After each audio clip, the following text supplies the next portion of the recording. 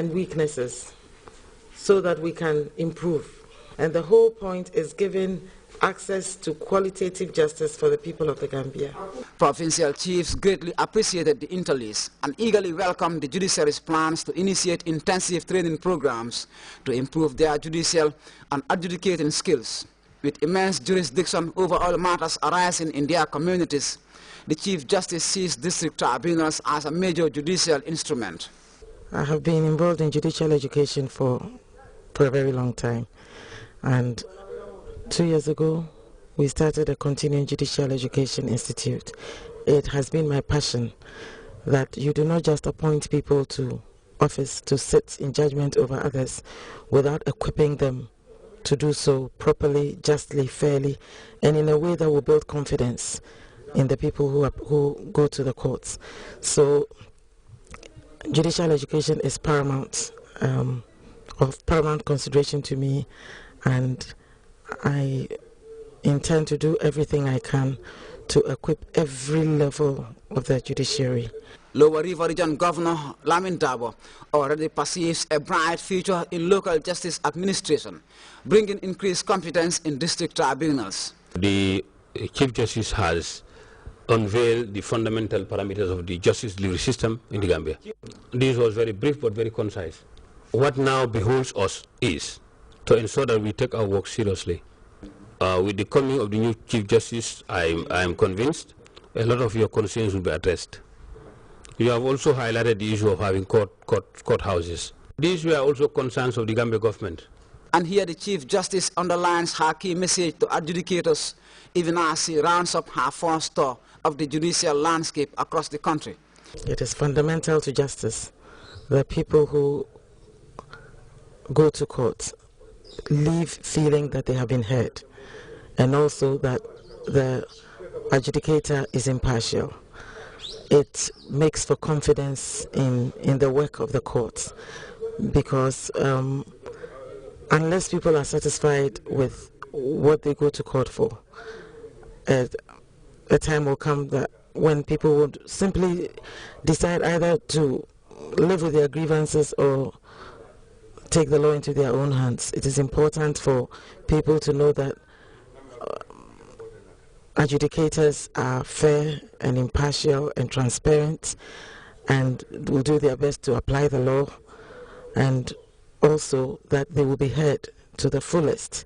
Taking justice to the doorstep of every Gambian, an invigorated drive in the judiciary seeks to do more than just that as officials endeavor to instill increased quality and confidence in the justice delivery system. Ibrahim Jata, Grts. Scores of cabinet ministers, among them the Secretary General and Head of the Civil Service, Mamoudou Sabali, Saturday morning, converged on their 7-hectare maize farm in Jalamba in the West Coast region. Well, we hope to bring you that report by Farmer Kanye later in this newscast.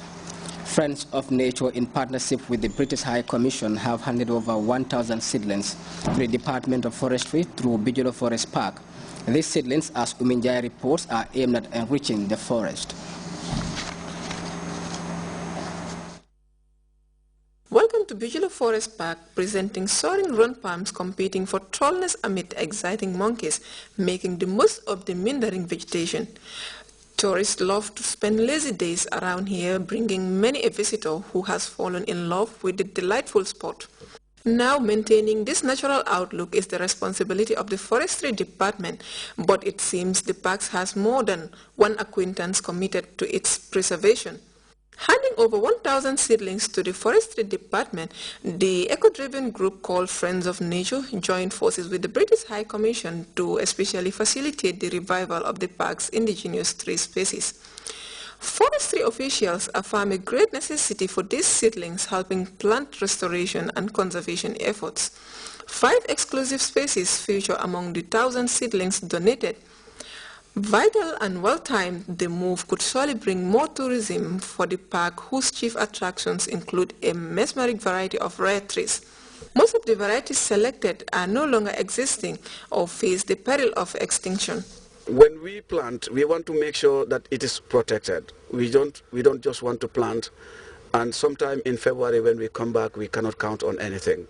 this is really a waste of resource. We find out also that this reserve is really protected from all those who are going to intrude to do one thing or the other. So when we deliver these seedlings here, to us, we have delivered it at the right place. Here, the Deputy British High Commissioner illustrates the aims of the scheme. The British High Commission is very proud to be part of this project, which has been very ably carried out by Friends of Nature, the Gambia. The project will see 21,000 indigenous tree saplings planted across 4 community forest reserves in 2 villages in the West Coast region in the Gambia. The fact that these are indigenous tree species which are becoming close to extinction is great that we are able to help bring those back to the Gambia. These 1,000 saplings that we're donating here to Bigelow Forest Park will hopefully help improve tourism to the park, but also create an appreciation for the natural beauty of Gambia's indigenous tree population. The Deputy Director of Forestry Department, Sam Munget, expressed appreciation to the British High Commission and Friends of Nature for the gesture. We are very happy today to be here with Friends of Nature and be part of this very important donation.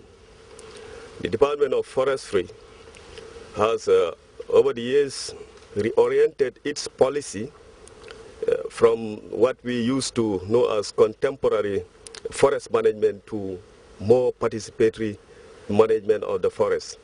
The policy is calling on all stakeholders to come on board so as to conserve and protect our forest resources. The seedlings would greatly impel forest enriching efforts. One of the major concerns of the Forestry Department seeking to keep the country's luxurious woodlands intact. This is going to benefit the Department of Forestry for the fact that, as we have already been saying, the Department of Forestry cannot do everything by its own because it hasn't got all the resources to do this. So having other people outside coming to complement what we are doing will go a long way in helping us achieve our forestry or our forest policy. Trees are a vital necessity to our very existence, yet in the Smiling Coast they stand for more than one thing, and as such vast forests have been protected and deforestation attracts criminal charges. But in endeavors to maintain the country's natural diversity, even forestry officials realize they need more than just one hand on deck. Ominjai, GRTS.